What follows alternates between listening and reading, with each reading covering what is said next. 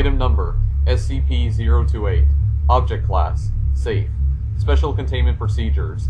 No special means are needed to contain at this time, as SCP-028 has not shown any change in size, position, or shape during the entire period of its containment, but access must be restricted. Currently, SCP-028 is contained on-site, as SCP-028 is not transportable by any known means.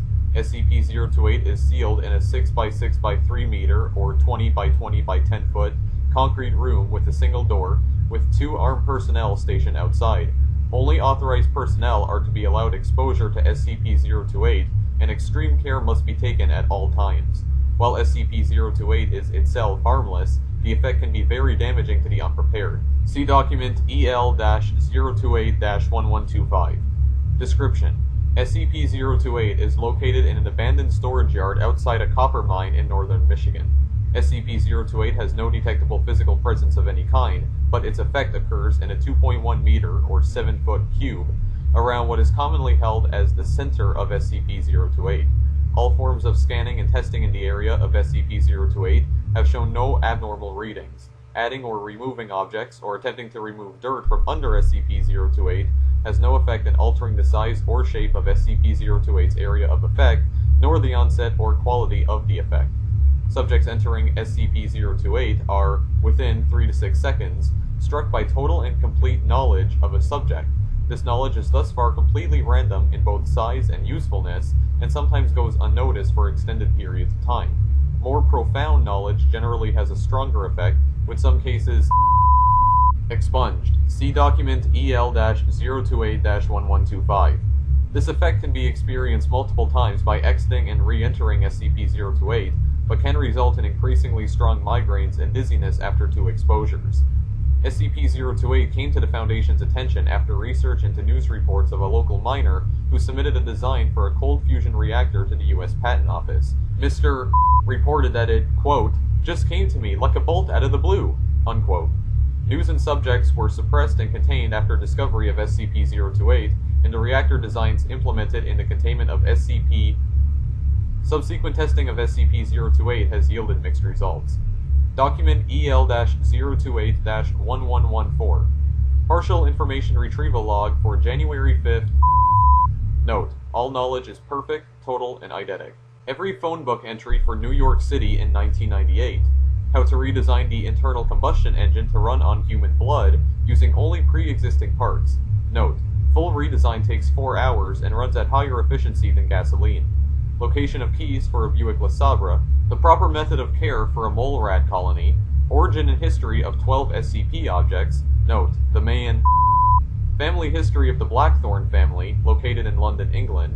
Geological structure of the Earth beneath Greenland, including several unknown caves and... Document EL-028-1125. Log. E-112. Subject D1182 exposed to SCP-028. Subject began to cry and went into fetal position, showing signs of high distress. Unresponsive to questioning and outside stimulus for several days. Lapsed into catatonia shortly after stating that, quote, "this is not life," unquote. Subject passed into a coma and died shortly thereafter. COD was attributed to shock. E-127. Agent accidentally exposed to SCP-028. Agent showed signs of sudden surprise and bemusement. When questioned, Agent requested, quote, "a moment to gather my thoughts, please," unquote. After several seconds, Agent laughed, shook his head, and removed his service pistol from its holster. Agent then shot and wounded Dr. and killed Agent and before turning the gun on himself. Document EL-028-1128. Log. Experiment 189. March 19th, 11:46 a.m. Subject D9843 was exposed to SCP-028. March 19th, 1:37 p.m. Examination of subject revealed abnormal respiratory actions. March 19th, 5:21 p.m. Questioning revealed subject had learned to recycle his own carbon-bonded oxygen inside his body. March 24th, 12:11 p.m. Repeated attempts to teach skill to other D-Class personnel failed. July 18th, 3:03 p.m. Subject terminated. July 18th, 6:37 p.m. Autopsy reveals no abnormal organ formations. Researcher's notes. Dr. Seriously, how the hell did he do that?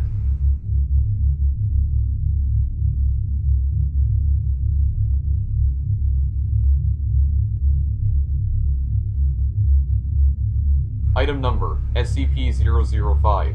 Object Class, Safe. Special Containment Procedures. SCP-005 poses no immediate risk in any direct sense. Even so, its unique functions require special measures to be taken to restrict access and manipulation of the object. Approval of at least one Level 4 personnel is required for the removal of object from its containment area. Description: in appearance, SCP-005 resembles an ordnance key, displaying the characteristics of a typical mass-produced key used in the 1920s. The key was discovered when a civilian used it to infiltrate a high-security facility. SCP-005 seems to have the unique ability to open any and all forms of lock, see Appendix A, be they mechanical or digital, with relative ease. The origin of this ability has yet to be determined. Additional notes: SCP-005 may be used as a replacement for lost security passes, but only under the supervision of at least one Level 4 personnel. SCP-005 may not be used for vending machine repairs, opening lockers, or for any personnel's spare home key. Removal of the object from the compound will result in immediate termination. Appendix A.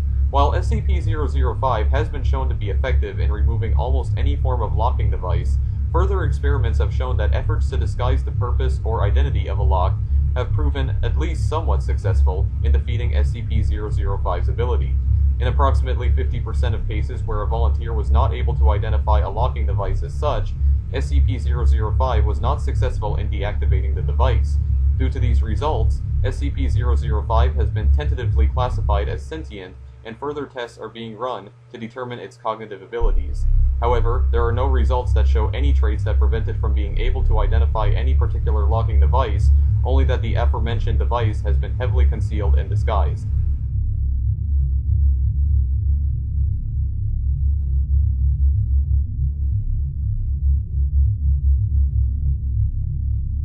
Item Number, SCP-462. Object Class, Usolid. Special Containment Procedures. SCP-462 is stored in a temperature and humidity-controlled vault at Site. Under no circumstances are D-Class personnel to be allowed near the object. Despite its state of disrepair, SCP-462 does not show any signs of further deterioration due to rust. Description: SCP-462 is a 1968 Chevrolet El Camino in a state of serious disrepair, with several broken windows and severe rust damage. A single key is inserted into the ignition. To date, all attempts at removing the key have failed. If a human sits in the driver's seat and turns the key as if to start the vehicle, they will instantaneously disappear. Around 42% of SCP-462's drivers have been known to suddenly reappear without the vehicle at a distant location after a random period of time ranging from 43 seconds to 7 months, near the spot that they have confirmed as being their chosen destination. These drivers rarely arrive at their destination safely. Many have been observed falling from a considerable height after reappearing, while others have arrived while flying in the direction of their destination at various speeds, resulting in injuries that are sometimes fatal. Occasionally, test subjects will arrive in various states of dismemberment. In 35% of these cases, the test subject never reappears and cannot be located, even when fitted with a GPS transceiver. The remaining 23% of test subjects. The subjects who survive SCP-462's traveling process report that they are driving during the time they are gone, and express confusion regarding the experience and their abrupt reappearance. These reports typically contradict the time between vanishing and reappearing, with most drivers insisting that they have been gone for a few minutes, as opposed to the actual period of time their disappearance was observed. The object first came into the Foundation's attention on October 5, 2000, when Marshall inadvertently used it to find his father, who was serving a life sentence at penitentiary kilometers from the object's original location. The prison security staff detained Mr. Marshall soon afterward. Questioning was carried out by Agent who was working undercover as one of the facility's guards. SCP-462 was immediately located and moved to site without incident.